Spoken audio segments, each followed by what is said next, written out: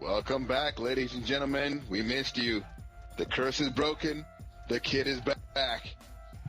How's it going? Welcome to another edition of the Unofficial Commentators podcast. Once again, this week our focus is on the League of Haters Fantasy Football League, but we have so much to talk about. As I mentioned in the intro, the curse is broken. We'll definitely mention that. And before we get any further, let me introduce my co-host. As always, I have Paki in the house. Paki, he held it down last week with our guest host Omar, but 98 is back, so business as usual today. Paki. Another week, another episode, my friend. As always, I got to tell everybody, favorite our podcast channel on Podomatic.com and follow our YouTube channel, Unofficial Commentators. All right? We're getting places, fellas. The podcast is starting to take some form. It's starting to look good. And today we have a very, very good episode for you guys. I'm actually very excited. We have something a little bit different for you guys. We are not going to do the recaps as we usually do because me and my friend JJ were in Tampa Bay this weekend watching the Raiders versus Tampa. Therefore, we were not very active with all the NFL games. So it's not fair for us to give a half-sided analogy on what happened last week. So therefore, we're going to do something a little better, JJ. Why don't you tell them what we're going to do? Well, after seeing the success of our rating system, the report card, if you will, that we did at the beginning of the year with the draft, we decided that this week, because we don't really have the eyes or the experience to analyze games that we couldn't watch because we were busy in Tampa Bay watching the Raiders win a nail-biter over the Buccaneers, what a game. We decided that we would go over all of our teams, and what we're going to do is we're going to compare them to current NFL teams and their records and see where they stand. So before we jump into that, a little bit of news. Just want to talk about, as you normally do, some of these awards. And this week, the award for the high scorer went to Amari 2600. Hold on, Jay. Hold on. Oh, wait. Whoa. Before you even continue with the awards, let's talk a little bit about our awesome trip, dude. It was epic. Let's give the awards a little pause. We'll get to that in a minute, but we got to talk about all the stuff that we did for 5 days in Orlando, man. I mean, I couldn't ask for a more stuffed vacation and activities. I'm still hungover from all the shit we did. Yeah, nice cup. I see it. I'm still hungover. We barely slept. I think the day that I got the most was 3.5 hours of straight sleep. But we went to Busch Gardens. We went to Aquatica. We went to SeaWorld. We went to Universal Studios. We went to Island of Adventures. We went to a high school football game in Osceola High School in Kissimmee, Florida. And we also went, obviously. Go Cowboys. Yeah, man, the Cowboys with a K. And we also went to see the Raiders in Tampa Bay game. Before we get to all the specifics on the trip, I got to say, I cannot believe I was there live to watch Derek Carr make Raider history, breaking a franchise record with over 500 passing yards. And I've never, ever had the experience of going to an NFL game go to overtime. So that was very exciting for me. And not only did it go to overtime, we were pretty much a minute away from calling it a tie. On top of that, the Raiders also broke a record on penalties with 23 accepted penalties. Could have been like 27, but Tampa Bay declined a few.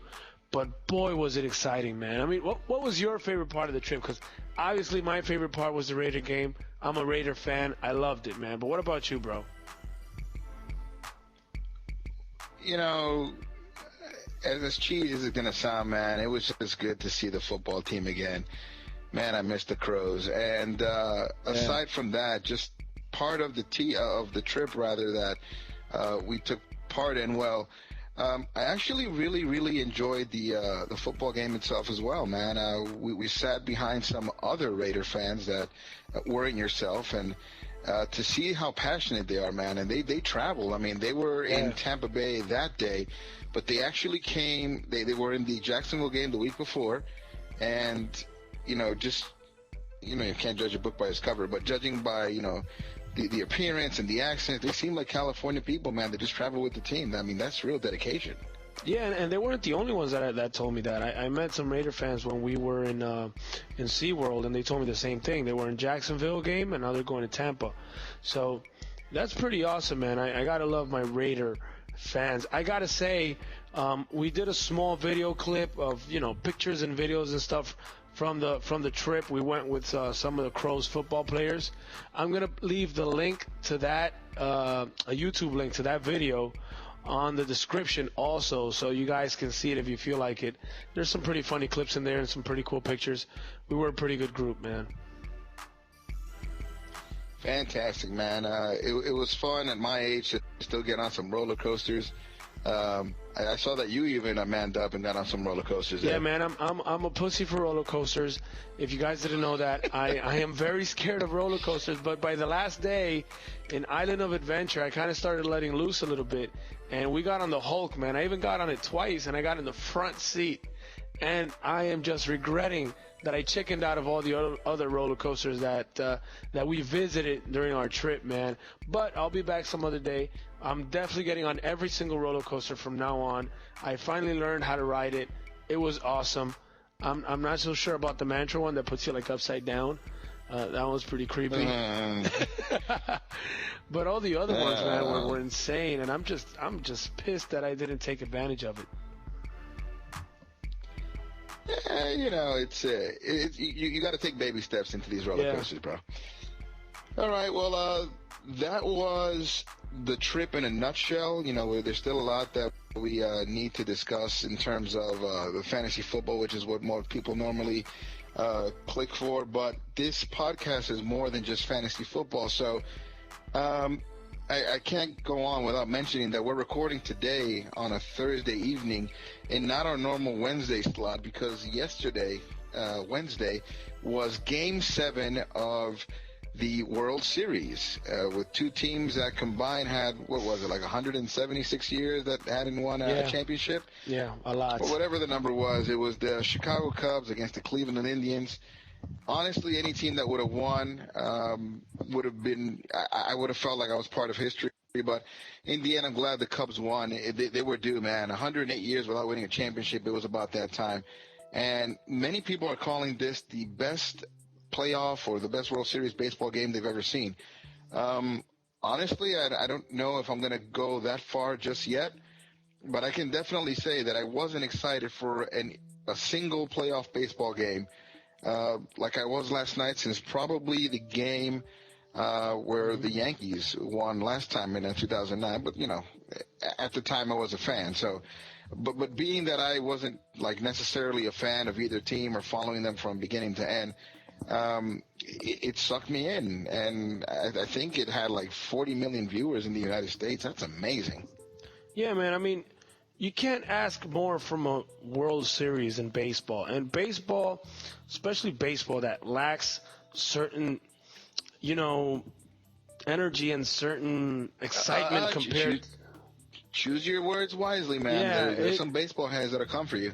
It's a suspenseful game, but it lacks a certain energy, a certain excitement that other sports give you. But this series pretty much lived up to all the expectations and surpassed it. I mean, you have two teams that haven't won in forever, and they went all the way to a Game 7 that was postponed by rain, that went to extra innings, that was tied, I believe, in the 8th by the home team, and finally won by one single run because the home team was down by 2 and they scored another run in the bottom of the 10th, almost coming back. So, I mean, this is like scripted. So this is perfect for baseball. I was very excited for the game. I loved it. It was a very interesting matchup between both coaches the entire series. So, I mean, obviously you already mentioned it. I'm very sorry to everybody that we're a day late. Thursday night football has already passed, so that'll give us a little bit of a preview into what's coming in next week, because we already have some scores for what's coming up. By the way, the Falcons, I believe, smoked Tampa Bay just a few minutes ago. And as we record this, I mean, this is hard, because as we record this, Oklahoma City is playing Golden State right now. And I really wish I was watching that game. I'll probably get to it after we finish recording. I'm just seeing some pop-ups I'm getting on my phone, and Russell Westbrook and Kevin Durant just exchanged blocks. I'm missing that for you guys. So, I like I said, I'm sorry for the delay, but we're here as promised. Whew, man, so much to talk about. Oh, and by the way, we can jump into the awards now. I think we've talked a lot about other stuff because there is a lot to talk about. But first of all, if you're watching the video, how about these shirts, man? We got These are sweet. Unofficial Commentators podcast T-shirts. We're promoting the shit out of this show. So, Jay, I think it's fair enough for us to jump into the awards now, right? I flew back with my Unofficial Commentator shirt and this very same hat. And I had at least 3 people tell me, you look a lot like that little guy right there. You do. You do, man. Okay. Yeah, I'm the other one. All right, so I'm sure references will come up between our analysis of fantasy football and some more baseball and basketball as we continue. So let's jump into these awards, man, so we can cover all of our material. I already mentioned that the high score this week was Amari 2600. He scored 155 fantasy points. Most of those were scored by Amari Cooper, who we actually got to see live. What a game for Amari. I mean, a lot of the credit is going to go to Derek Carr ultimately for the passing yards, but Amari was the most go-to, the most clutch, the most secure hands that day. It's like you pretty much knew that whenever the ball went to him, he was going to get that catch. He was faced up against Grimes for most of the game, and he just killed him, man. Over 100 yards, plus 9 catches. He smoked him, man. He just did whatever he wanted with him. Low score this week went to Victor Frankenstein. Honestly, I'd have to check here why he scored so low, but he only put up 67.2 points.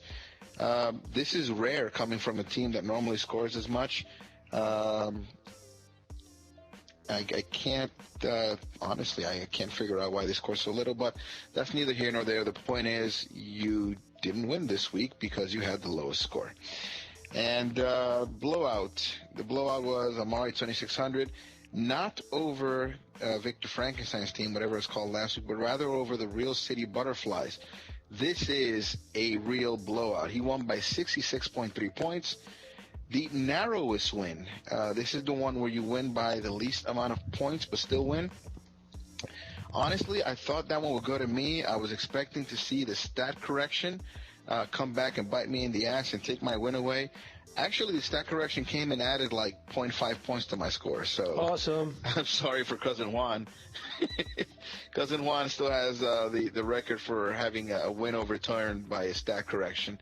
I actually got a little bit more of a security blanket in my stat correction. So the narrowest win actually went over to EMCC Brawlers, who beat Double Check Crowell Green. I think you said in the last podcast you didn't know what that means. I don't know either. He won by 0.7 points. I don't think he even knows. The Lucky Award went to Beware the Dog. That's what Adeli's calling his team now. He only scored 96 points. Of the 14 teams in the league, he would have lost to another 11 had he faced anyone else, but he had the favorable matchup. He's the Lucky Award this week. The top fantasy performer, that would be Mr. Derek Carr, 34.8 fantasy points on 513 yards, 4 throwing touchdowns, no interceptions, 1 fumble, which watching it I thought was questionable, but it is what it is. He still got the top fantasy performers. Aaron Rodgers was a close second. It's refreshing. It's refreshing to see Amari 2600 actually getting a top scorer award since we've given him, so much bad publicity on him getting so many Lucky Awards and winning just favorable matchups. So, kudos to Mr. Donnie. For actually getting a high score finally in a week, and 2 nail biters, man, that's impressive. So now it wasn't just nail, because football had another tie, the Raiders almost had another tie, and we also had 2 really close nail biters. So definitely fun, exciting week in football, man. 2 ties in a row, man. Two on 2 different weeks. At least this one was a scoring tie though, because they tied at 20, was it, or 24? 27. 27. Well, the point is they didn't tie 6-6 because, man, that was dreadful to watch. In this one, though, I thought that I was actually following the Cincinnati game because it was the early game in London, and I have a lot of Cincinnati players. And it looks like they were running away with it, and then all of a sudden, Washington got their crap together and brought it back. They couldn't win at the end of the overtime, but they did enough to still be in the game. You mentioned the Raiders being a nail-biter. It ended on the last one. You almost forget about the Dallas Cowboys game. I thought that Philadelphia had their number for most of the game, and then after watching Des Bryant just do everything possible to not catch any passes, he finally got in the way of one and scored a touchdown, man, that brought the game all the way back. A lot of people are cursing Des Bryant right now. I mean, the Giants record, my team, would have been a whole lot different or more impactful had the Eagles been able to take out the Cowboys, but that wasn't the case. Yeah, no doubt. And I mean, a lot of people have been questioning the overtime procedures now with two ties, but the real question is, what is wrong with NFL kickers? These guys are just missing field goals left and right. I mean, I don't know if it's the extra point that ruined everybody's mojo, but besides Vinatieri and Stefan Gostkowski to some degree, because he's also missed, everybody's like, you don't even know what to expect from a kicker. So, I mean, if I'm coaching in the NFL, I would consider going for it on fourth down more than I did before, because it's just kickers are not as sure thing as they were before, man. Man, this is a really silly question that I'm asking right now, but what's the name of the Oakland kicker who I was calling him automatic every time he came up there for the extra point? Janikowski, Sebastian Janikowski. Sebastian Janikowski, you're right. And he missed two field goals. Yeah, those kicks are normally like gimmies for him. And they just kept pushing the game back. More and more free football. I honestly, I'm not complaining, but man. Raymond James Stadium is really pretty, though, too. I don't know if it's the red seats or what it was, but there's a real ambiance there, man, and the crowd gets into it. I mean, I've only been to live Giants game, being that they're my team, and there's something about New York, New Jersey people. They're just too cool to do things like cheer for their team. Everyone is there. They're just playing on their phone. They're like, whatever, Eli. Ugh. But every time that Tampa Bay had a first down, man, you can count on the crowd to jump in. They were loud, and they were loud against even the visiting crowd was loud. This was a real experience. This is what I wish like all football games were. Yeah, but no offense to Tampa Bay fans. I was a little bit disappointed in them, though. A lot of people left in overtime. Like, why would you leave a game in overtime when it's so close? And most of them were Tampa Bay fans. All the Raider fans stayed. So I know that would not happen in New York. That wasn't pretty cool. That was my only problem with Tampa Bay. But besides that, it's like you said, it was a great game. But let's go straight to last week's picks, Jay. We got to run our counter since we didn't do it last week since you weren't here. Omar did a great job filling in, but now we're back to Jay and Paki as always. So how did you do last week? Oh, I got it right here. Wait. You had 4 out of 7 picks, and I had 6 out of 7. Man, I wish I would have gotten a perfect 7. Before we go there, I did hear the podcast that I wasn't a part of, and at that time you hadn't calculated the picks. So let's take it from the top. So last time we checked, I had 7 correct picks.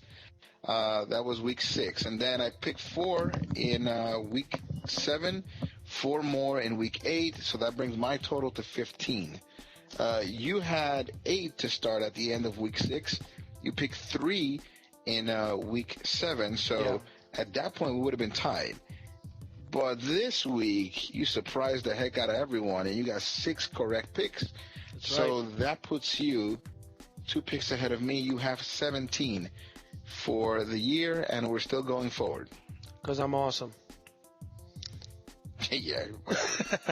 All right, so let's go straight to our mid-season recap. Instead of just doing a week recap, we're doing a mid-season recap. And like we mentioned before, we're going to give each fantasy team in our league, the League of Haters, comparison to a real NFL team, and we'll each give our reasons why.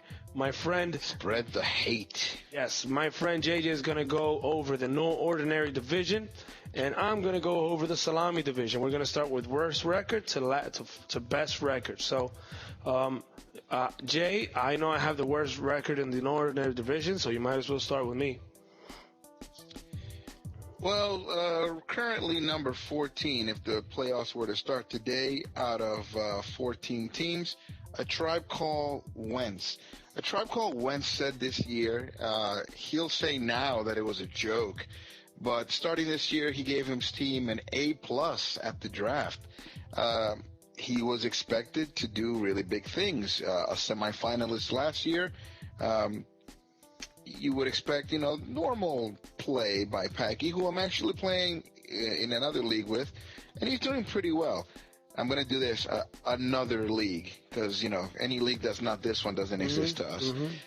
But I can only compare his team to the Carolina Panthers. I mean, after being that close to winning a Super Bowl, in Paki's case, he was that close to playing in the finals last year for the League of Haters.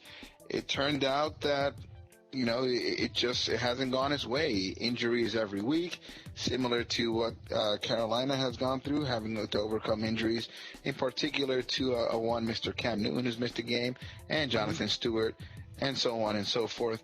You just haven't put up the production that we were expecting to start the year.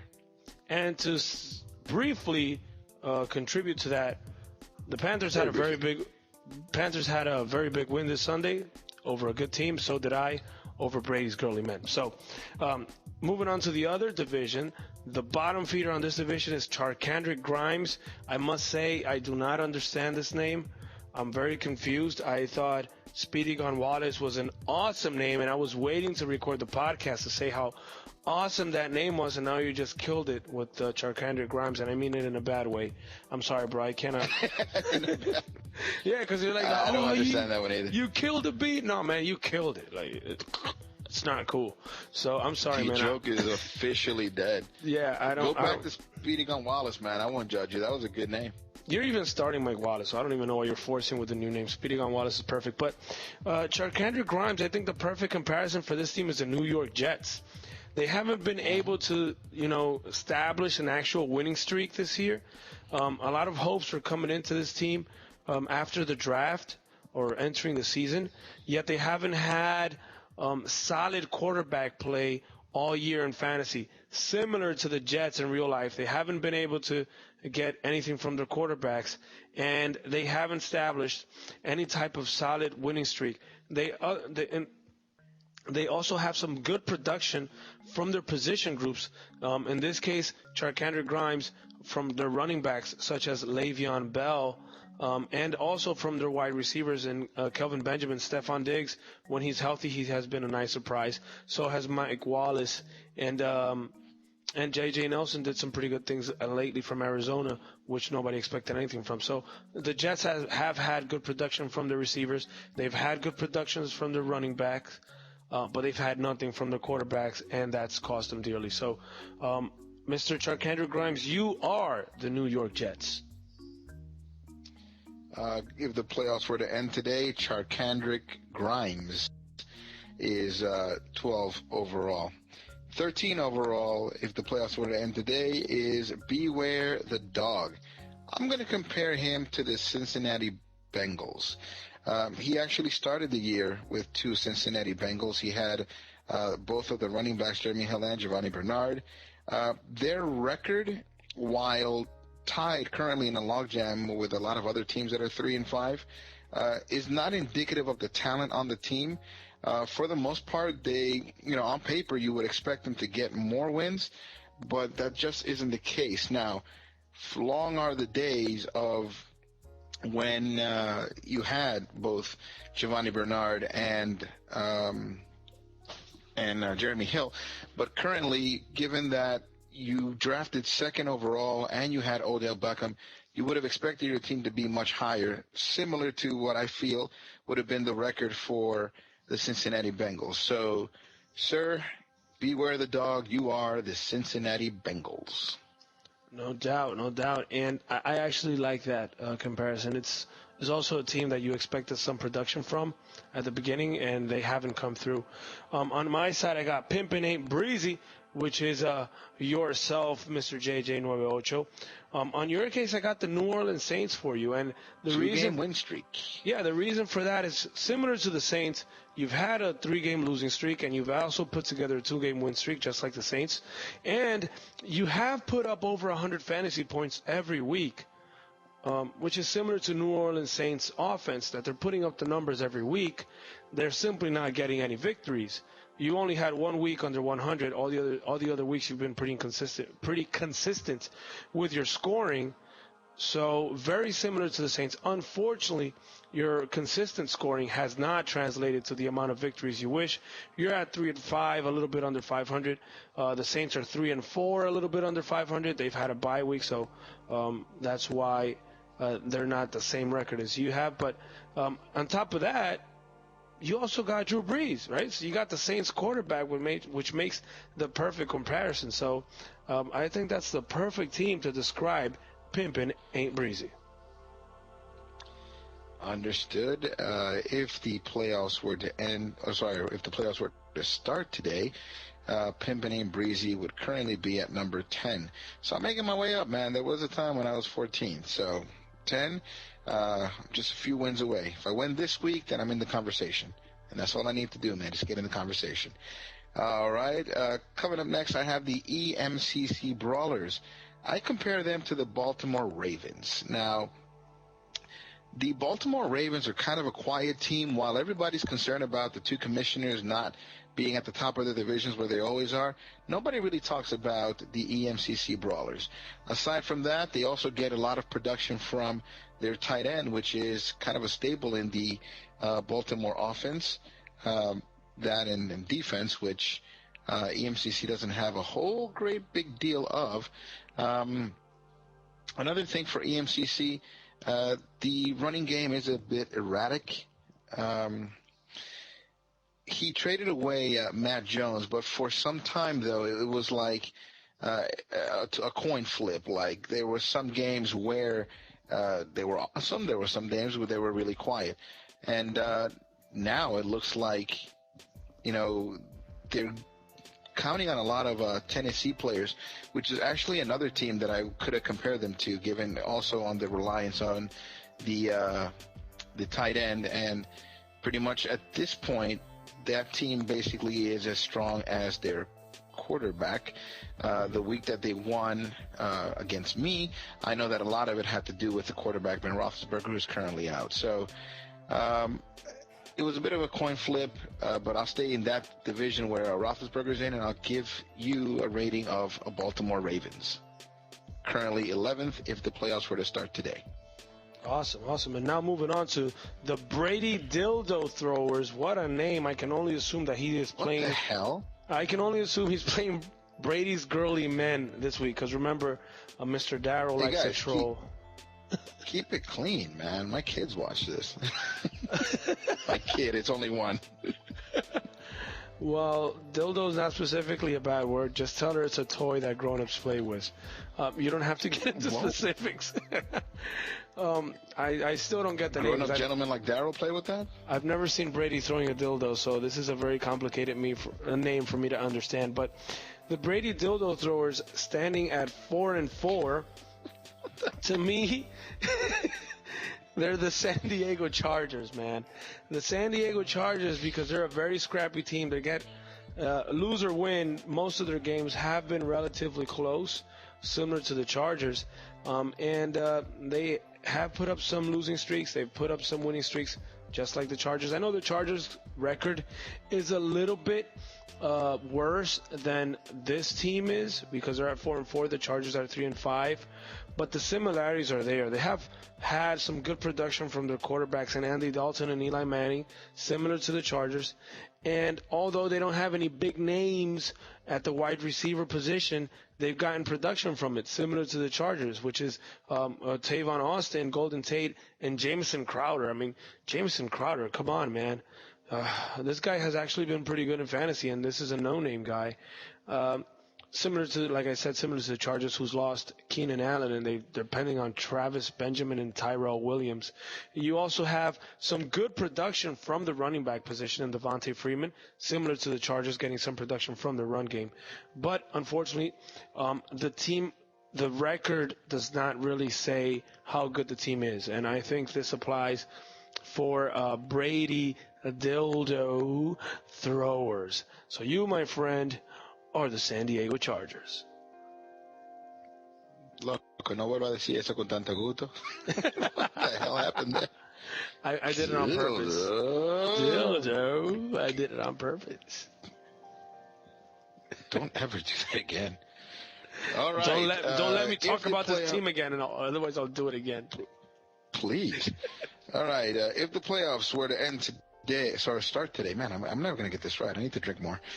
If the playoffs were to start today, Hide the Blunt would be the 9th-ranked team. I compare them to the Buccaneers. First of all, much of their offense kind of relies on how well a quarterback and a wide receiver play. In the case of Hide the Blunt, it normally relies on the performances of Matt Ryan and Michael Crabtree. Unfortunately, Michael Crabtree is a bit of a two-face, and he and Amari Cooper can't have a good game at the same time. So it looks like Hide the Blunt is in the running to lose every other week. There's records between the Tampa Bay Buccaneers, who we saw live last week, and Hide the Blunt are very similar. The best players, again, are the quarterback and one of their wide receivers, kind of the same way that Jameis Winston and Mike Evans are the best players for the Bucs. The Bucs have also had a bit of a revolving door in terms of their running back. That's also been the case for Hide the Blunt. While in most weeks you can pretty much start Carlos Hyde and LeGarrette Blount, there's been a bit of an issue with staying healthy for both Hyde and Blount. And coming into this week, now we have Blount on a bye week, so that's kind of how it is. I don't know what to compare Andrew Luck to. He's always going to be there. Nobody wants to take him off your hands, and I say start Matt Ryan as long as he's hot. And so far this week he's been this fantasy year has been matchup proof. So I don't think there's anything else I can say about this team. It was kind of middle of the pack, record wise right now, middle of the pack. He's part of that 3-5 logjam. So what else can I say? You're the Tampa Bay Buccaneers. Start winning some games. Awesome. I like it. Although the Tampa Bay Buccaneers got smoked today by the Falcons, but nonetheless. 2 losses in a row. Yes. And 2 losses in a row, and I think that's very similar also to Hide the Blunt. All right, so now my turn. I got to talk about FIBA, Gary's team, the Jew. He's at 4-4. And what's up with your face, man? What's up with your face? Nothing. Keep going. Oh, okay. Yeah, I know he's not a Jew, but it's fine. The juice. Dude, it's not juice. Come on, it's not a big deal. Keep moving. All right, so we got FIBA at 4-4, and I got FIBA compared to the Pittsburgh Steelers. And here's the interesting part about FIBA. Here's how his first 5 games: win-win, loss, win-win. Steelers, win-win, loss, win-win. Steelers have lost 2 in a row. FIBA has lost 3 in a row. So similar to the Steelers, this team started smoking hot and has fallen off the cliff the last few weeks. The Steelers have had that same problem. And why have the Steelers fallen off? Well, because of injuries. And if you look into FIBA's team, you got Theo Riddick is questionable, Larry Fitzgerald's questionable, Jacquizz Rodgers was out this week. They lost Eric Decker earlier in the season, so they've also been affected by injuries, and it's therefore affected their fantasy season after week 5. Besides that, the team has been relatively productive. They've got Cam Newton, who also lost a game due to injury, and I remember he started Derek Anderson, went straight to the replacement, which is valid because it was only going to be 1 week. and he didn't do much, similar to Landry Jones. So, I mean, this is literally the Pittsburgh Steelers, which is not even that bad because the Steelers can still pick it up. They got the talent to do it, and they still have time to do it, and they can still be a strong team come playoff time. If the playoffs were to start today, FIBA would be in the playoffs. They're currently the 5th seed. All right. The next one I have here is a double check Crowell such and such. I don't get this, but whatevs. I would call this team the Detroit Lions. Both teams are currently 4-4. They rely a lot on their quarterback play, and they basically play as well as their quarterback plays. They're narrowly outside of the playoffs if the playoffs were to end today. Isaiah Crowell and who's this? Teron Ward. What the heck is that guy? This is who you started today, bro? Anyway, not much there in terms of a running game similar to Detroit. I mean, even when they do have points scored by running backs, it's usually passes to the running back, not necessarily rushing yards. A.J. Green has been a bright spot for you, similar to how Marvin Jones was a bright spot for you, but Marvin Jones has had inconsistent games, and for that fact, A.J. Green has had some inconsistent. I'm thinking about Julio Jones. A.J. Green is actually a rock, dude. That dude is rock solid. You won't have him this week, though, so it's going to be tough to win. Your record, your dependence on the quarterback, and pretty much your team plays about as good as the quarterback plays. I'm calling you the Detroit Lions. Nice. I like that. And Detroit, Stafford has been pretty good this year, so yeah, I like that. All right, so going into Brady's Girly Men. Brady's Girly Men, my friend, you are at 5-3, which is a solid record, and one of the teams that I've hyped the most during the season. Yet they've had a couple of disappointing losses to teams they're not supposed to lose to, such as a Tribe Called Wentz Paki last week and Charkandrick Grimes in week 4. Very confusing losses. So you have a very good team that's lost a couple of games they're not supposed to. They've had consistent production all year. This is clearly the Seattle Seahawks. Seattle Seahawks lost last week a game nobody understands how they lost to the New Orleans Saints. They were supposed to dominate that team, and they still lost. And they also lost a game to the Rams. Besides that, they tied to the Cardinals, which is fine, but they've won every other game. The record is very similar, and the way the teams are winning are very similar because you've been pretty much carried the entire season by Tom Brady's production after week 4. And before that, Todd Gurley had a tough week 1, which you lost. And after that, Todd Gurley picked up, and so did you. So you've had a good running game, like the Seahawks, and you've been pretty much carried the entire season by your quarterback, like the Seahawks. So, again, another very good comparison, in my opinion. The Seahawks are a team that should make a solid push in the playoffs, such as Brady's Girly Men should do in fantasy. All right, the next team I'm going to talk about is the Real City Butterflies, and keeping with cities, I'm going to call them the Kansas City Chiefs. The Real City Butterflies are currently in the playoffs. They would be if the playoffs started today. That's going to be my theme this week. I just going to keep saying if the playoffs started today. The Real City Butterflies keep winning, even though honestly this week it's not like they have an amazingly lopsided win-loss record. They're actually 4-4. But they keep winning despite you not really knowing how it is they're winning. Now, if you take a look at the team itself, the Real City Butterflies, they have Phillip Rivers and they have a running game. So for whatever grup's worth, even with how banged up the Kansas City Chiefs are currently at the running position, they're always getting running yards. And their quarterback is kind of dink and dunk, which is what I think of Rivers. Rivers doesn't really launch it, even though he has the arm to. He just kind of gets a lot of yards after carry. And then you have, notable names at receiver, but they're really underperforming this year. Demaryius Thomas, Doug Baldwin, even Brandon Cooks. You never know what to expect from them. Defensive players, pretty good. I mean, even though you did auto draft, they kind of came off the board early. I'm comparing this team to the Kansas City Chiefs. A lot of the things I see kind of match up with what they do.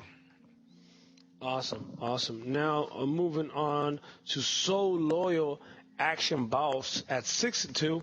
I had a hard time finding a team for this guy. I was a little bit torn between the Vikings and the Raiders because So Loyal Action Boss, in my opinion, had a very good draft. I remember I gave him an A. Such as the Vikings and the Raiders, they've had very good draft in the last couple of years, and they're starting to see the positive production from these people that they've drafted. So Loyal Action Boss has had that advantage, but at the end of the day, I'm going to stick with the Raiders. I'm going to stick with the Raiders because the Raiders have one of the top offenses in the NFL, and So Loyal leads our fantasy league with the highest scoring.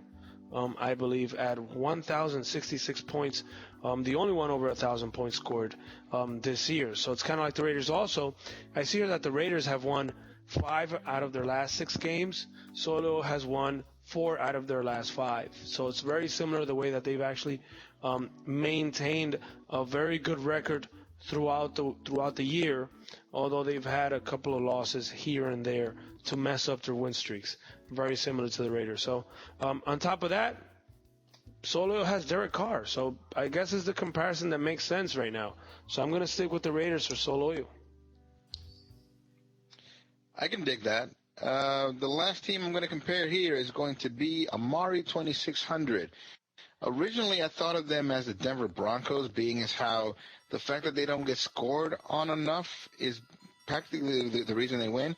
But we took a second look at it, and you did point out that they win the Lucky Award just about every week. And if I have a Lucky Award to give out to any NFL team, it would be to the Houston Texans. So Houston Texans are actually first in their division, despite not really having a quarterback that you can rely on. I mean, I honestly think that Brock Osweiler is terrible, probably the worst of the worst. In my opinion, he ruined their wide receiver. So you and many people agree with that. Trust me. Yeah, I wouldn't call Carson Palmer Brock Osweiler, not by a long shot. But this year he hasn't played to the potential or what you expected when you drafted Carson Palmer. So the quarterback results are comparable. Also, Houston Texans, this part here, it's hard for me to kind of quantify because for the most part of the year, Amari 2600 really hasn't had any kind of running game. But in the Texans' case, they really rely on the running game. What they don't have is a passing game. Like I said, he basically ruined DeAndre Hopkins, who last year was quarterback-proof. It didn't matter who threw to him. He would always give you 20 fantasy points. And even though there have been a few flashes of brilliance here and there with Will Fuller, it looks like the fact that Osweiler isn't throwing to them is basically taking him out the game. Quite honestly, the comparisons aren't really in the structure of the team, but rather the way they win. They're winning because they're matched up with favorable matchups. And then when they have tougher matchups, they have the good fortune of coming up on a week where the other team either puts up a complete dud or they have a bunch of people on bye weeks and they just manage to skate by, not affected by that. But at the end of the day, you're 6-2, you're second overall in the league. A lot is going to be determined this week because So Loyal Action Boss has the same record that you have and also have scored a lot more points. Yep. So whoever wins his head-to-head is probably going to be the second seed. Depending on what happens with the team that you're going to evaluate next, it might even determine who becomes number 1 seed closely approaching the playoffs. It is week 9 after all, and there are 13 weeks in the regular season. Give me that last team so we can talk previews back. Yeah, keeping up with the Joneses, Victor's team is the number 1 team in the Salami division. Also at 6-2, is worth noting that the only reason they're over So Loyal Action Boss, even though So Loyal has the top scoring in the league, is because the way the league is set up, the tiebreaker is determined by the head-to-head matchup. And keeping up with the Joneses beat So Loyal in week 3. So he has that tiebreaker. That's why he's ranked number 1. It was hard for me to pick a team because I felt like this is clearly the best team right now in this division. I was kind of thinking the New England Patriots, but I was like, I think that's too much. The Patriots is too much because he just had 67 points last week. So I had to find like some middle ground. And right now the second-ranked team in the NFL is pretty much the Dallas Cowboys at 6-1. So I'm gonna compare this team to the Dallas Cowboys. I'm gonna name Keeping Up with the Joneses the Dallas Cowboys. And again, coincidentally enough, this team is led by Dak Prescott at the quarterback position. And they made a couple of moves here and there to, keep the team in contention, and they've all worked. Similar to the Dallas Cowboys. They got Dak Prescott in a trade. They got Coby Fleener in a trade. They also had some good draft picks in LaShawn McCoy. So it's a team that's dependent very much on LaShawn McCoy's success. And T.Y. Hilton, the way T.Y. Hilton has played this year has been very impressive. So to me, this team is the Dallas Cowboys. They've been solid throughout the entire year. They've had a 5-game win streak, which is pretty much the highest win streak, I believe, in this league so far. And similar to that, the Cowboys have a 6-game win streak. So clearly, man, you're the Dallas Cowboys.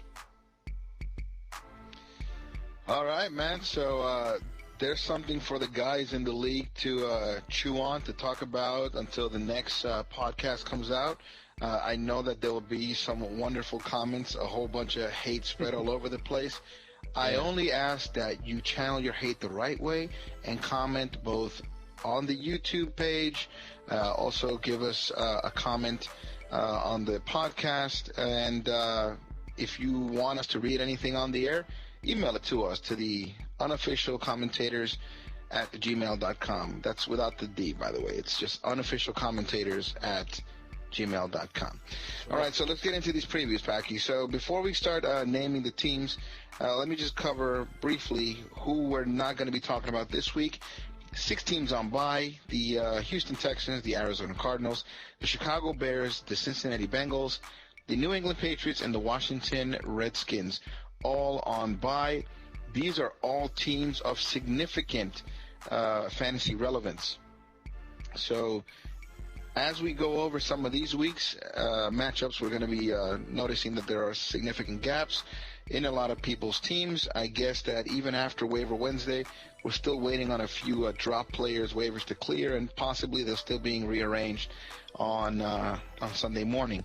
That being said, we already mentioned that the Thursday Night Football games did happen, and the Falcons abused Jameis Winston and the Tampa Bay Buccaneers. So some of the scores are already there. I don't know how this will affect our picks going forward. We've seen teams that burst out and come out to an early lead on Thursday and still lose by the end of Monday Night Football. So with that being said, let's cover our first matchup. So first we're going to talk about the 6-2 Keeping Up with the Joneses going up against the EMCC Brawlers. Paki, tell me what to expect this week from Keeping Up with the Joneses. Well, they already got 27.1 points out of Thursday Night Football. Julio Jones gave him 21.1. Deion Jones, the linebacker, gave him 6. I don't understand it. I'm going to call Victor the offensive player hoarder. This guy has a horde of offensive players on the bench, and therefore he's missing 2 defensive players. He already went 1 week without a defensive player because of this reason, and I don't think he's going to be able to keep that up this week because EMCC Brawlers has some pretty good matchups.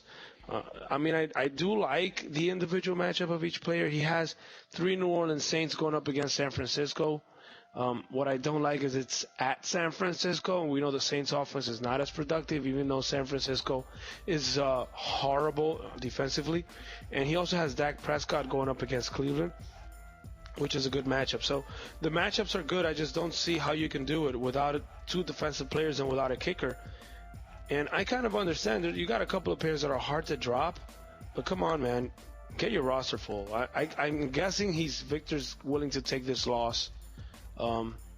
Since he's pretty much cleared to make the playoffs. So I'm taking EMCC on this one, man. Yeah, I don't think anybody can afford a loss at any stage in this game. Honestly, though, of the three New Orleans Saints that you mentioned that are going up against San Francisco, these are the New Orleans Saints that I would not like to have.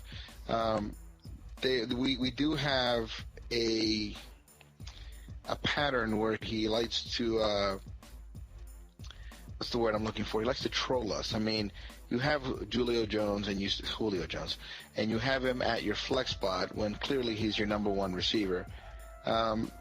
He's just playing games with us right now, so I don't know what you're really analyzing there. But yes, no, but that's what pattern he's going. has also. That's what he's going with, because he has a lot of players on bye, and his only real running back is LaShawn McCoy. We don't know if he's going to play yet, and he's going up against Seattle anyway. So I wouldn't doubt if that's actually his starting team this week. Did get 20 points from Jameis Winston, who left on the bench. That's interesting. I don't know if I would have started him. Oh, Dak Prescott's going against Cleveland, so whatevs. All right, on the other side, I have Marcus Mariota, DeMarco Murray, and Derrick Henry going against San Diego. San Diego stays in it because they score a lot. I don't necessarily respect their defense.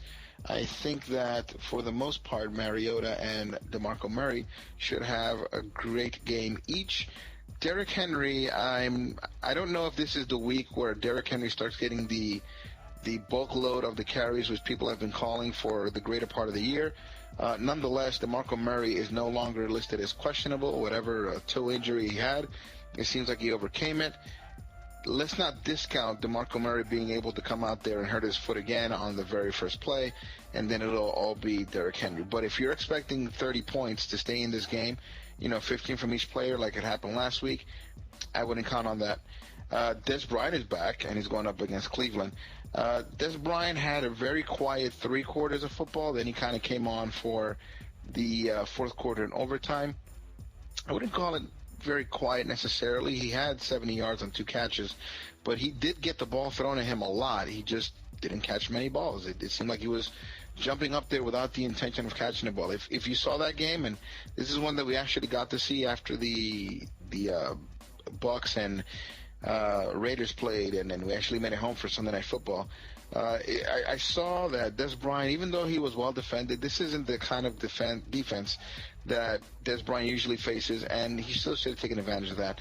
That being said, he's playing against Cleveland, the 0-8 Cleveland Browns. He should be able to dominate. Devontae Adams has been coming up and showing up more and more every week. Devontae Adams going up against Indianapolis, another weak defense, and he will be playing at home. Jimmy Graham, he's been looking good, and he's playing Monday night against Buffalo. I like Jimmy Graham. I think I've mentioned too many players here. The only player I'm not totally thrilled about is Allen Robinson. Looking at your bench, given that you don't have Gronkowski or Deshaun Jackson, I'm not really sure who you would start there. That's probably your best option. We can only hope that the fact that the offensive coordinator for the Jaguars has been replaced this week results in more fantasy production for Allen Robinson. Most definitely. All right, man. And the next matchup Sorry, we got. and Yeah, go ahead. that being said, I didn't make a pick. I'm going with EMCC this week. Even though I said I wasn't going to pick him like 3 weeks ago, he's on a bit of a tear. So I'm sticking with EMCC. All right, man. And for the next matchup, we got Amari 2600 at 6-2 versus Solo Action Boss at 6-2. This is a first-place matchup right here, a first-place tiebreaker matchup. It's worth noticing that Amari 2600 already has Mohamed Sanu with 9.9 points that just played in Thursday Night Football. But I'm picking So Loyal for this matchup, and the reason why is because I don't think Joe Flacco will do much against Pittsburgh. I also am a little bit concerned about the Amari Cooper matchup versus Aqib Talib in Denver, which is probably the defender he's going to get. Aqib Talib has been a total shutdown. So if Amari Cooper gives you less than 10 points, which he probably will, you already have Mohamed Sanu with under 10. That's complicated. And you got Gary Barnidge at your tight end, which might do something with Josh McCown. But Dallas's defense has been very productive. If Sean Lee takes Gary Barnidge out of the game defensively, then that's going to be it, and that's what I'm expecting. I'm probably expecting Sean Lee to cover Gary Barnidge since Barry Church will not be playing the strong safety. I believe Sean Lee has the talent to cover Gary Barnidge. So I am expecting a low-scoring week from Amari 2600. That's why I have Soloyo winning this matchup. And I like most of the matchups here for Soloyo Action Boss. Melvin Gordon is a touchdown machine. He seems really reliable this year for fantasy scoring. He is going up against the 7th-ranked defense for running in Tennessee. Although, if you watch any of the San Diego games, you see that a lot of his production isn't necessarily from running. It's catching passes, whether they be screens or whatnot, and turning them into yards and also into touchdowns. If Melvin Gordon can get into the end zone, I expect him to have a double-digit fantasy production. Mike Evans, who left the game, or at least is being evaluated for a concussion. Before doing that, though, he gave you 32 fantasy points. That's one hell of a way to start a week. Oh, yeah. Derek Carr is playing against Denver. The advantage of having the quarterback is he will get to throw to everyone, while Amari Cooper will be defended, and probably, if he doesn't get a lot of fantasy points, then Derek Carr can just throw another way, i.e. Michael Crabtree or just about anyone else. He did score touchdowns in the game we saw with tight end Michael Rivera, who was an afterthought, and their third wide receiver. So even if he doesn't get amazing amount of fantasy points in the head-to-head, I think he's still better off than Flacco, and he'll produce more as a Raider than Amari Cooper will. Terrence West. How did you end up with Terrence West? Somebody dropped him?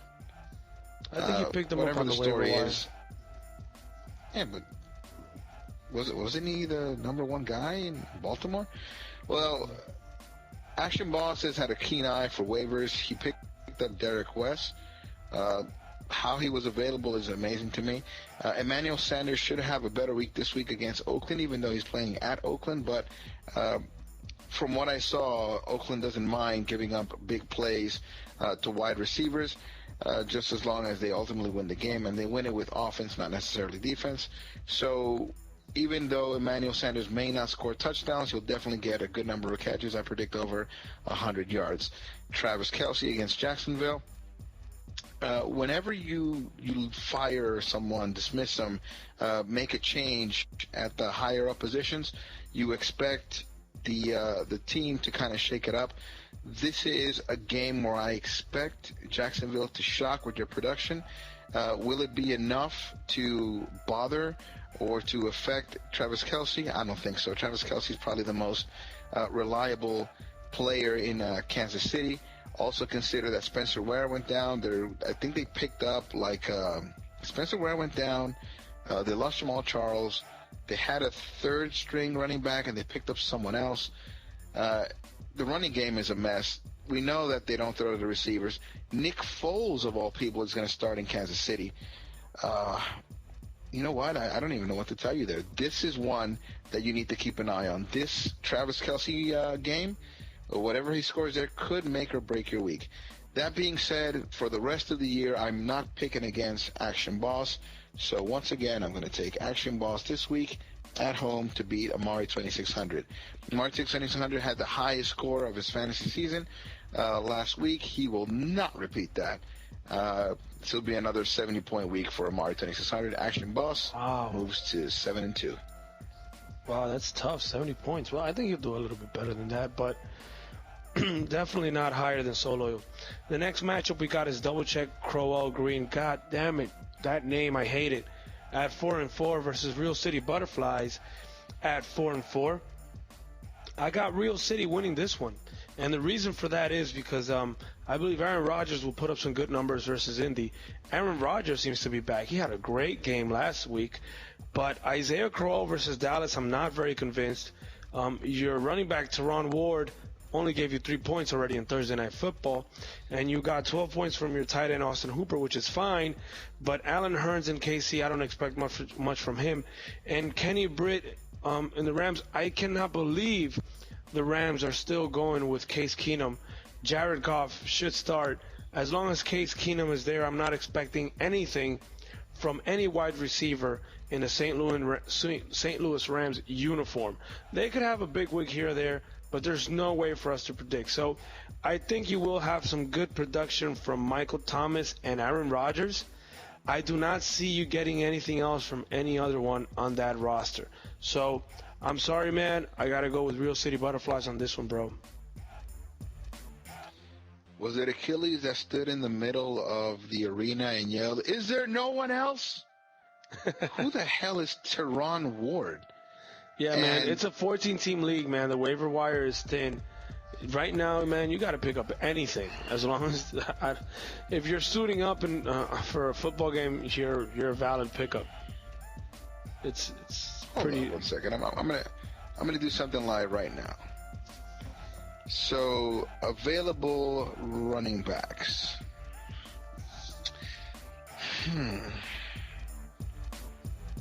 I mean, we got a few Raiders, Jalen Richard, DeAndre Washington.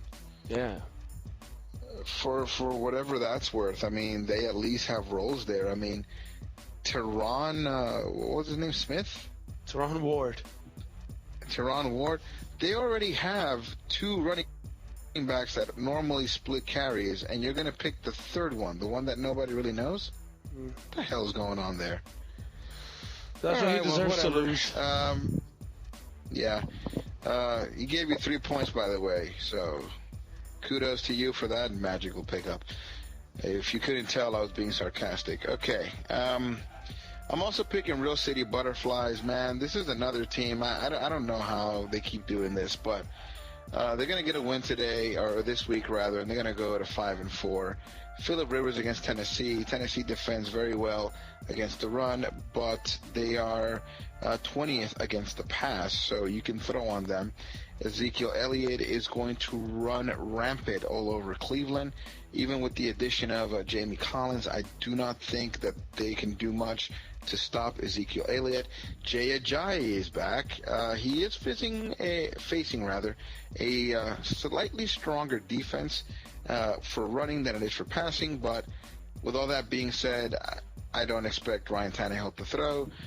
They want to see what Jay Ajayi will do this week. After 2 weeks of 200-plus yards, what does he have in store this week? Demaryius Thomas should score points against the Oakland Raiders. They do defend the wide receiver 1 very well, so I'm actually thinking better game for Emmanuel Sanders. I like all of the other matchups, and the fact that, 2 players have already played for double check Roel and you only have 15 fantasy points does not bode well for you. I am picking the Real City Butterflies. Awesome stuff. All right, man. So next matchup, FIBA, Gary's team at 4-4 versus Pimpin' Ain't Breezy, JJ, one of the co-hosts for the Unofficial Commentators podcast at 3-5, facing off this Sunday, because none of them had anybody on Thursday night, and I see they both have all of their players playing on Sunday. So this matchup will be determined by Sunday Night Football, because they don't even have anybody on Sunday night either. So probably before Sunday Night Football, this matchup will be determined. And I got FIBA on this one. Based on my midseason comparisons, this is the Steelers versus the Saints. I'm taking the Steelers. Dirty traitor. Yeah, I'm taking the Steelers on this one, man. Cam Newton, I think he's going to keep producing. The guy seems pretty upset the way that the officiating is going. He didn't have the best fantasy week last week, but he did have a very good real game. I expect him to do a little bit better, even though it's against the Rams. Frank Gore will have a little bit of a tough matchup versus Green Bay, but Theo Riddick versus Minnesota will be interesting, because Minnesota's defense all of a sudden looks a little bit vulnerable down the middle, so maybe Theo Riddick will get something going there. I also like Brandon Marshall and Quincy Enunwa going up against Miami. These 2 wide receivers, Quincy Enunwa is on his way to 1,000 yards receiving, a guy that nobody ever knew before this season started. So Brandon Marshall is Brandon Marshall. I can expect anywhere between 25 to 30 points between both of these wide receivers combined. I also like Jordan Matthews going up against the Giants' banged-up secondary. Although the Giants have looked pretty good on defense, I do like Jordan Matthews. If there is a guy that's going to get the targets at the touchdown position, it's going to be Jordan Matthews, or at the red zone, better said. So I'm going to go with FIBA on this one, man. Oh, and by the way, FIBA has Adam Vinatieri, which is the only real kicker left in the NFL. Look at that. I gave a kicker a shout-out. Shout out to the kickers. All right, well, I get to talk about my team, which I am picking this week. Drew Brees is going to slice and dice San Francisco 49ers. Matt Forte will have his way with Miami. Man, I'm kicking rhymes. I feel like Dr. Seuss. Must have been that time at Universal Studios. And Ryan Matthews, he did not look very impressive last week against Dallas. The touchdown did save my fantasy week. Otherwise, I probably would have lost. That being said, I am hearing rumors that it was situational, that they decided to go with, man, you know what I'm talking about, little man for 42, Sproles. They decided to go with Sproles last week. I guess it was like a matchup thing, but that Ryan Matthews is still the number one guy. I guess he went backstage and complained that he wasn't getting the rock enough. So he will definitely be the focus of the running game this week. He is going against my New York Giants, so I'm torn. I want him to do well, but I want my Giants to win. Antonio Brown is back. He was out last week, and I still managed to win without him. The rumor is that Ben Roethlisberger will play, and we all know that Antonio Brown catches touchdowns when he gets the ball thrown to him by Ben Roethlisberger. Terrell Pryor Sr., what's this deal with Senior, man? Like, they can't wait to have kids name them after themselves and add Senior to their jersey. Steve Smith started that trend. Steve Smith started that trend. What the heck? What is this nonsense? Anyway, this guy has been a very reliable fantasy option. Considering that he had a bit of a dip against Cincinnati, he came back with 16 fantasy points and over 100 yards once again against the Jets. This week he plays Dallas. Dallas, who many thought had a very poor defense, but they've stepped it up the last few games. I'm going to say they stepped it up for most of this season. They're playing really, really well. I'm starting Dennis Pitta, mainly because... You don't have anybody else? No. I do have. I have Jack Doyle. I'm starting both of them. I don't have anyone else to start at the flex, so I'm starting two tight ends. This will probably be the last chance I give Jack Doyle. If he doesn't produce, he's gone. But Dennis Pitta, I got in a trade. I hadn't been able to start him yet. I'm going to start him against Pittsburgh, and let's see what happens. Hopefully, the long passing lanes get clogged up, and they throw a lot of dump balls to the tight end. That being said, I am picking myself, Pimpin' Breezy, to win this week. We're going for 3. Nicely done. I don't think Gary's going to lose 3 in a row, so I like Gary. All right, so next matchup is myself, a Tribe Called Wentz. Are you checking this right here? It says he already lost 3 in a row. Oh, so I don't think lose 4 in a row. Yeah, I don't think he's going to lose 4 in a row. I'm sorry. Confuse him with the Steelers losing record. You see how similar they are? 4-3. All right, so he won't lose 4. All right, so a Tribe Called Wentz says you at 2-6. That's my team versus Kendrick Grimes. Probably the second worst fantasy name right now in this league at 3-5. It's kind of disappointing because I already mentioned how good his previous name was. Go back to Speedy Gonzalez.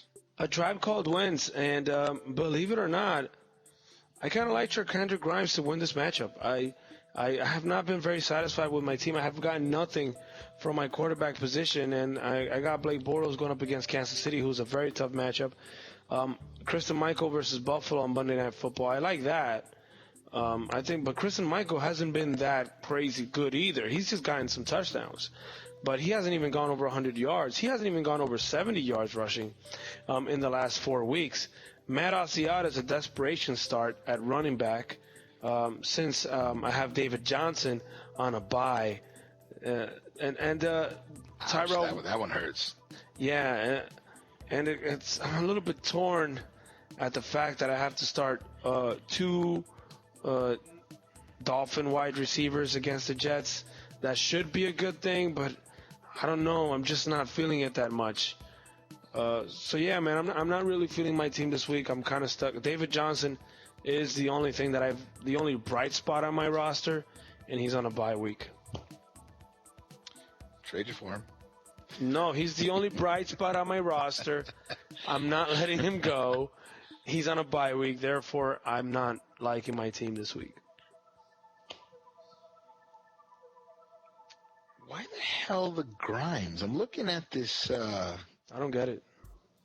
Looking at this roster, you Dude, didn't have Grimes. I even like Wingardium Leviosa, which, by the way, they said it when we were on the Harry Potter ride in Universal Studios.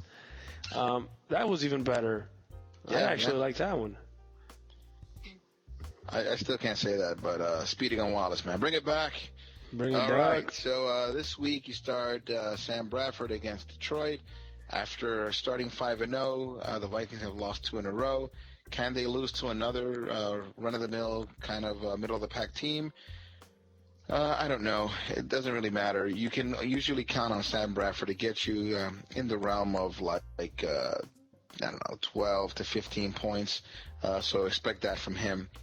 Le'Veon Bell is back after a bye week, which was a bit detrimental to you, but you should get him back. And this matchup I kind of like. Sharkhandrick West. Obviously, with the loss of Jamal Charles, you basically went and picked up whoever his backup was supposed to be, and then add to that the fact that Spencer Ware is not a sure thing. So Sharkhandrick should get a lot of play. But as we all learn, he's not very good. Kelvin Benjamin. This is the matchup to exploit. Kelvin Benjamin is going up against the Los Angeles Rams, who are currently ranked 26th against the pass. This is about the time where Cam Newton needs to step it up. If he can stay upright this game, Kelvin Benjamin is probably good for 50 to 70 yards and a touchdown. You okay there, buddy? Yeah, I'm good, man. I'm good. I'm entertaining everybody while you talk. All right. So Hunter Henry, who you got in a trade, you expected him to get the lion's share of the work in the tight end. It just so happens at the moment you traded for him, then they kind of went back to Antonio Gates. That being said, Hunter Henry is playing against Tennessee, 24th against the tight end, and I heard that Antonio Gates is banged up again, so look for Hunter Henry to have a good game.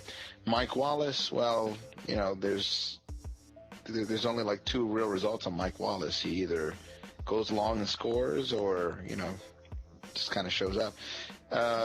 Positive notes is they played against the New York Jets last time around before the bye week. He did have 10 catches for 120 yards. That was good for 17 fantasy points. I don't know if he'll get 10 catches this week, but the Pittsburgh defense isn't as impressive as we would think, you know. Oh, actually, wow, look at this. They're 4th against wide receivers. I will take that back. That is actually very impressive. Not a favorable matchup. I don't really know what to tell you, but I'm pretty sure that if you change your name back to Speedy Gonzalez, then maybe we get some magic. Speaking of magic, Matt Bryan already gave you 16 points. Nice. That's a good way to start a week. Nice. And what do I say? This Keanu Neal, safety for Atlanta, he gives you 7 points. So you're going in with a 23-point handicap, man. Let's see if you can take it home. I'm going with, what's this guy's name? Sharkhandrick Grimes. Dude, hit me on WhatsApp or something. Explain to me what this name means. I don't get it. All right, man. So we're 73 minutes in. We got 2 matchups to go, so we're going to have to speed it up a little bit. The next matchup is High the Blunt versus Beware the Dog, 3-5 versus 3-5. Another tie-breaking matchup. I got Beware the Dog on this one, and the main reason why is Matt Ryan had a great game. He already gave you 25.8 points. Peyton Barber, 8.5, which is your a running back for Tampa Bay. And Quan Alexander, 4.5. So very good production from Matt Ryan. Not much from your running back, not much from your defensive player. Carlos Hyde should be good versus New Orleans, but Sheldon Rankins is going to make his debut this week, and he's been great in practice. That's their first-round pick defensive tackle, if you need to know, for New Orleans. So I expect their defense up the middle to be a little bit more improved. And I also expect San Francisco to be playing from behind a lot versus New Orleans offense. On top of that, Michael Crabtree against Denver. He's probably going to get Chris Harris Jr., the second corner after Keep Talib. Expect that to be a very tough matchup. And Travis Benjamin versus Tennessee, well, that's a coin toss. I don't know how that's going to go. Eric Ebron versus Minnesota, I don't expect him to do much either. So I'm not expecting much production from absolutely anybody on this team besides Matt Ryan that already played. So I'm going to go with beware of the dogs. I'm taking Hide the Blunt. I don't like the matchups on this side. You're starting Nick Foles, who is the backup quarterback in Kansas City. He's never been that good. He wasn't even good enough to stick around in the Rams, so go figure. Latavius Murray, good player. We saw him play live. He didn't get a ton of yards. I think he ended the game with, what was it? It says 48, but I think he had 60. He might have caught a pass as well. And he's pretty much a big player if he gets a touchdown. Otherwise, he's kind of tame.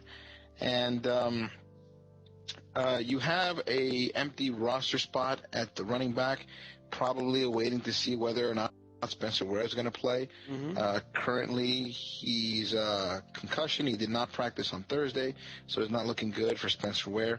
Russell Wilson, unfortunately, has not panned out the way you wanted to. You may still be waiting to hear whether or not Shady McCoy is going to play. And then if that's the case and he doesn't play, then you may start Mike Gillislee, but it'll be against Seattle at Seattle, so it's not a favorable matchup. Wide receiver, Randall Cobb is questionable. We won't know that until probably game time decision. If not Randall Cobb, your only current other option at wide receiver is Dontrell Inman. Dontrell Inman has not been a notable fantasy name, even though there's been a slight uptick in his production, but he's good for, a good 7 to 9 points, not more than that. He's not even a double-digit scorer. All that being said, I like the good head start that he got from his quarterback and even Peyton Barber, who kind of came in after, a lot of other running backs went down in the Bucks. I'm going to keep this short. Sorry, let's just kind of burn right through it. I'm picking Hide the Blunt to win this week. Awesome. All right, so the last matchup of the day, Brady's Girly Men at 5-3 versus the Brady Dildo Throwers at 4-4. Was that good? You like that, Jay? All right, so for this one, I got my boy Brady's Girly Men. That's my team in fantasy this year. I think they're my personal favorites to win this tournament, since I'm clearly not going to win it. And I always pick them except for when they're playing me. Stafford versus Paki, Minnesota. Are you looking at the quick score screen? Yeah, why? Did you see the avatar for Brady something thrower? Brady's dildo thrower, yeah. It's Tom Brady holding a dildo. I don't know where he came up with this stuff. It's crazy. But I'm not expecting much from Stafford versus Minnesota, but I do like Todd Gurley this week. I don't like who his second running back will be. It'll probably be either Jerick McKinnon or TJ Yeldon. He's probably waiting on some news. But wide receivers Willie Snead versus San Francisco and Jordy Nelson should be very, very productive this week.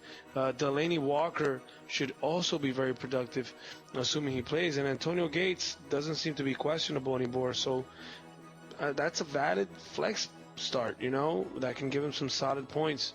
I like this team. To me, is one of the most complete teams. They're going to struggle a little bit without Brady, but they have some very good matchups that should pick up the slack.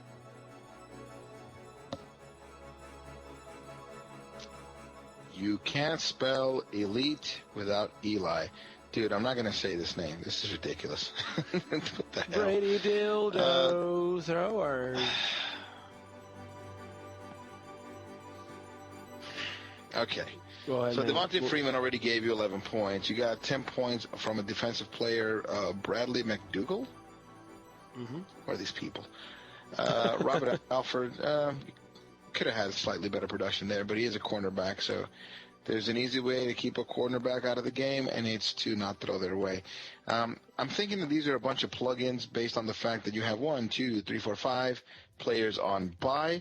The only dude that's not on bye that you still have on your bench is Brian Quick, and honestly, I would not start him over anyone who you currently have on your bench.